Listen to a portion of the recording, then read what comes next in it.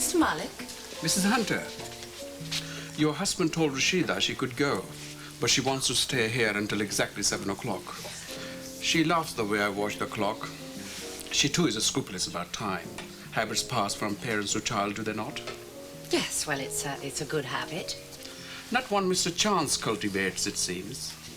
Well, you know the situation. That he's leaving? Yes, but that is no reason for him to ignore his commitments. He just isn't involved in the business anymore. I understand he draws his salary. Yes, and he's earned it until recently. He's leaving in the near future. With so much movement, one fears for the health of the company. With so much conflict? Yes. Well, I'm going to have to go and change now. Mr. Hunter and Mrs. Harvey and I are going to be having dinner in the restaurant, so you see there's not too much conflict. Without Mr. Chance? Without Mr. Chance. But she's his fiancée. Yes. Well, if you'll excuse me, I'm going to have to go and change. Good night, Mr. Malik. Good night.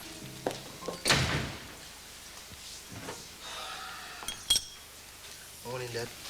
Ah, you're a fine one. Yeah. Any more tea left in that? Yes, help yourself. Where's Glenn and Mum? Oh, they've left for work already. Early turn. Time they're due back? Not till late. They're spending the afternoon in the rest room at the motel so they can do a couple of hours overtime on a special dinner this evening. Great. Kevin, what possessed you to go off like that without saying anything and then staying overnight at your parents'? I didn't intend to stay the night, but our Dad was called away not long after I got there. By the time I got a chance to have a word with him, I'd missed the last train. Glenda was pretty upset. Yeah, I can imagine. And when she... Still, better than me being here with Carole.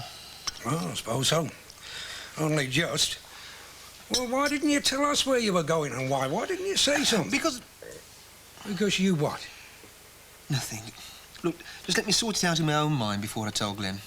She's got the right to know before anybody else, even you. Well, yeah, I suppose you're right. Glenda first.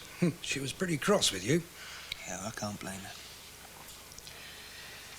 There was Carole last night. Well, fortunately. Fortunately. The whole evening was such a total disaster that Glenda didn't notice that Carole was so upset and tense. Pretty bad, eh? I don't ever want to go through another evening like that. Miss Luke tried to brighten things up by telling us cheerful little stories about behind the scenes in the kitchen. And on top of that... What? On top of that, guess who our next-door neighbour's going to be? MacDonald from the garage. Oh. And if that wasn't bad enough on its own, they've got a noisy baby. I don't know what the district's coming to. Black babies don't make any more noise than white ones, Dad. Well, I never said they did. Nobody can accuse me of racial intolerance. I'm a civil servant. What can we expect? Steel band parties and reggae music at all hours? Well, I shouldn't think Matt's going to make a noise like that with a small baby in the house. Besides, he has to get up early in the morning to go to work. Yes, well, that's as maybe. But our main problem is still Carole. We haven't got rid of her yet, in spite of everything you're supposed to have said to her. I think I'll speak to her myself. Dad? Well, you're not doing anything very positive about her, are you? So I will. Yeah, so I made all the arrangements and... Sharon, just listen, will you? Don't complicate things. Now, you have the power to sign the checks, sign contracts, make the decisions, pay the accounts for the next 6 months. So all you have to do is to go to the bank first thing in the morning, let them have a specimen signature. No, I am not leaving the country by the next aeroplane. I just don't want to leave a mess behind if we do have to go. Jennifer is fine, thank you. Yes, Jennifer has always been fine. Yeah, I'll be in touch. Right, bye. Right. Well, I think that's all the loose ends, all the bits and pieces. Everything go all right at the bank? Yes, perfectly. Get all the stuff? Yes, you know, I'd forgotten how lovely some of those pieces really were. Mr. Henshaw wanted to know if I was selling them. And? Oh, he advised against it. Better than money these days, he said. Yeah, he's quite right, too. No sign of Ashley? No. I must admit he is getting me a little bit on edge. Where are we going, or don't you know yet? Malta. Malta? Why Malta? The Loom's got a villa there. I thought he'd gone bust. Yeah, he has. It's a very cheap villa. Don't worry. It might not come to that yet. Mightn't it? Well, Ashley has got to do one or two things before he can make anything stick.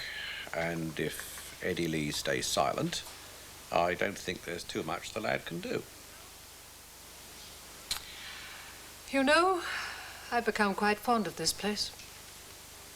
I might even have got to love it in time. Right, in you go then. Well, where's Kevin? I thought you said Kevin would be here. He had a call to make. He'll be here, don't worry. Would you like some tea? No, thanks. Perhaps it's just as well that Kevin isn't here. What? It might make it easier for me to say what I've got to say. And look, you'd better sit down.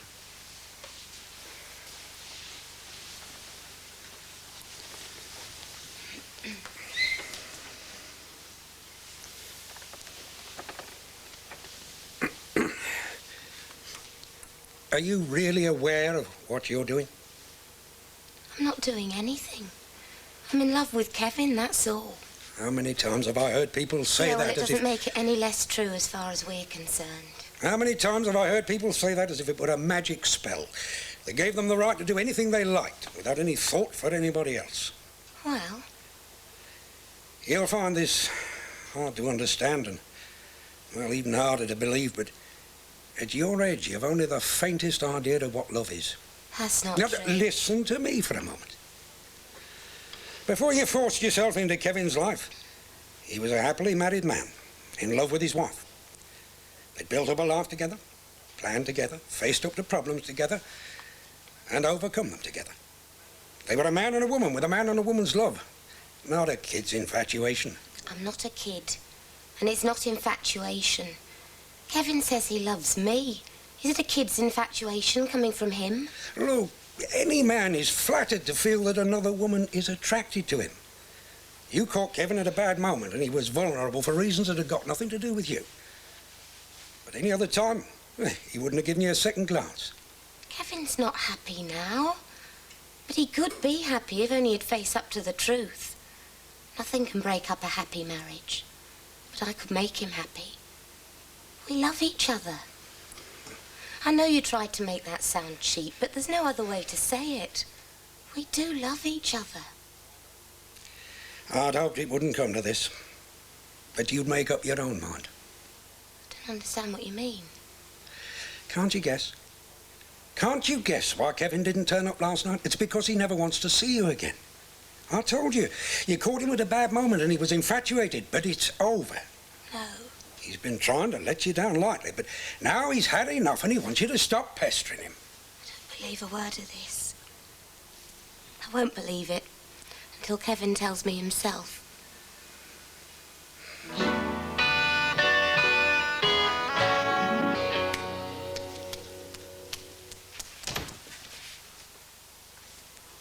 Well, did he say anything? Nope. Didn't he talk about it at all? Perhaps there isn't anything to talk about, as I understand it. Criminals are notorious for not cooperating with the police.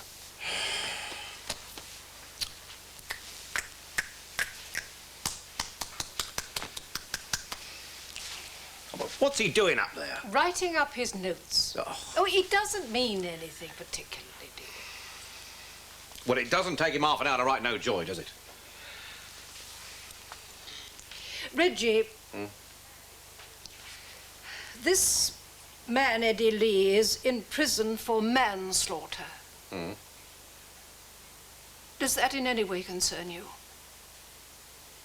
Oh, come on, lover, you know better than that. Eddie Lee was having it off with a married woman. Now, he got rumbled, the husband tried to sort him, and things got a bit out of hand. Eddie is a pretty violent fella. Well, in what way does that concern you? Eddie was out on parole for the manslaughter job. Now, he and I did a little business deal together, and it was a little bit close to the width. But there was a lot of money in it, so I took the risk. And he is not to be trusted. About as far as I can throw him. He's a very big guy. Ah, Arish. Are you hungry? No, I had a sandwich on the train, thanks.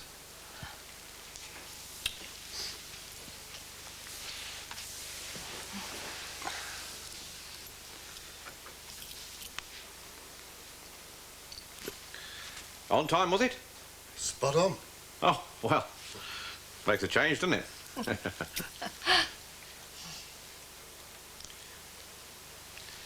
So, how'd it go down there? Load of laughs, sir, Mr. Lee. Hears no evil, sees no evil, speaks nothing. You mean he didn't talk to you? Oh, he'd talk, all right. The hind legs off a donkey. About anything under the sun except what I wanted to talk about. Oh.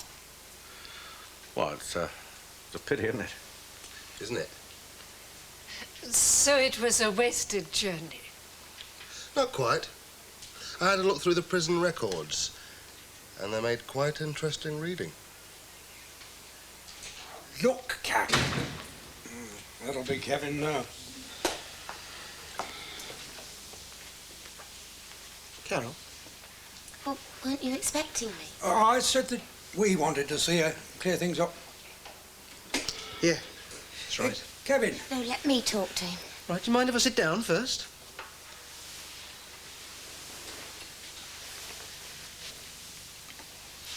Your father-in-law said that the reason you stayed away last night was because you didn't want to see me. Is that right? Yes, that's right. Kevin. I said yes, that's right. And then he said that you told him that you didn't love me anymore, and that you wanted me to stop pestering you. Dad? Well, that's right, isn't it? Look, I know it isn't very easy for you in front of your father-in-law, but it's not true that it's over between us, Kevin, is it? You do love me. No. It's not over. I meant no, I don't love you. Kevin. I thought I did. I suppose I was just infatuated. It was a mistake, me getting involved with you. Oh, Carole, I'm sorry. I blame myself for it. But you did love me. You still do. No. Yes, maybe I thought I did, but... Oh, well, look, you're only a... You're so much younger than me, there could never be anything between us. Kevin, why are you doing this to me? So you can see the truth about us. The sooner you realise, well, the better for you as well as for me.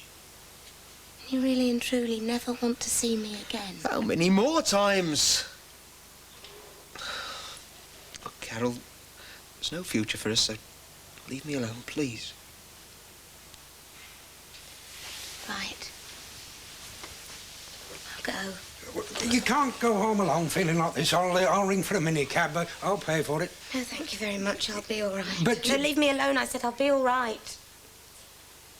I still don't believe this. As far as I'm concerned, it'll never be over.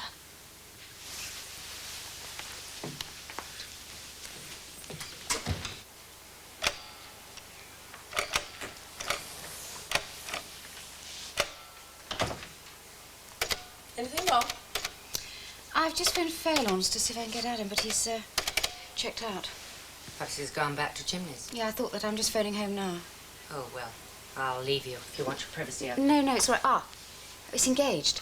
So that means he must be there. Unless, of course, somebody's phoning me. Well, if someone's calling you, then try it now. Should be clear. Yeah. Oh, I had a message from Mr. Chance. Thought it might be important. It's from the airline. Airline? To confirm his flight. Oh, my Come on, God. Joe. Okay. Thanks. Pretty dismal place, though, isn't it? They're not out to give them the a la carte treatment, are they? Oh, no, quite no.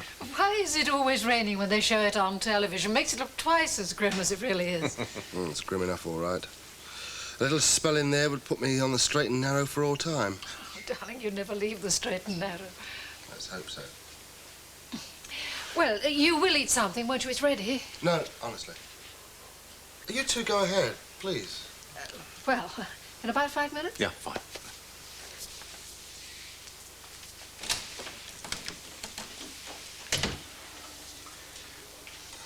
Drink? No, thanks.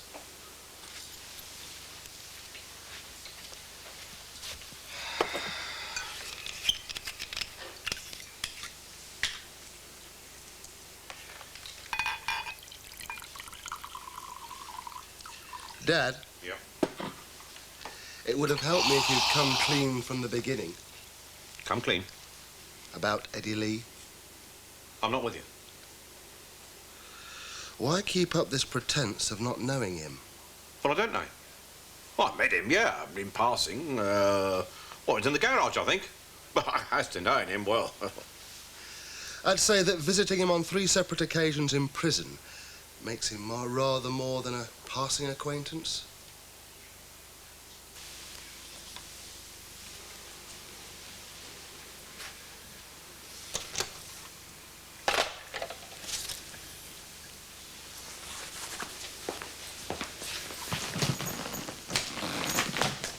Adam, are you going? Well, you know how I hate farewells. So you've decided? I'm lucky to know. I mean, another 5 minutes and you'd have gone. Yes, well, that might have been better. You haven't even tried to talk it out. Oh, Jill, I have considered everything. You see, I thought our marriage would be fun. This isn't, is it? I mean, the essential thing is missing. Trust. Is that your breach of promise letter? There's no law about breach of promise these days. Pity.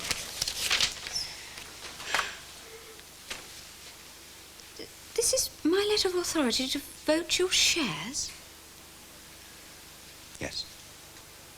Well, I thought a larger share in the business might be more attractive to you if you do want to move on. You can send me my dividends and consider me a silent partner. Oh, I'm sorry, Adam. I've got it all wrong, haven't I? I've blown the whole thing out of proportion. I'm the one that hasn't compromised. I've just had my way. Oh, look, perhaps it was David. I mean, you know, making me look at things the wrong way, making me jump to the wrong conclusions. I'm going to be late. Look, can't you hear what I'm saying? Stay.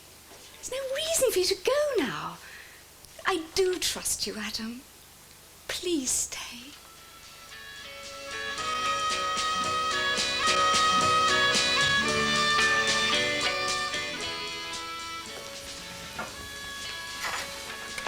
What are you doing?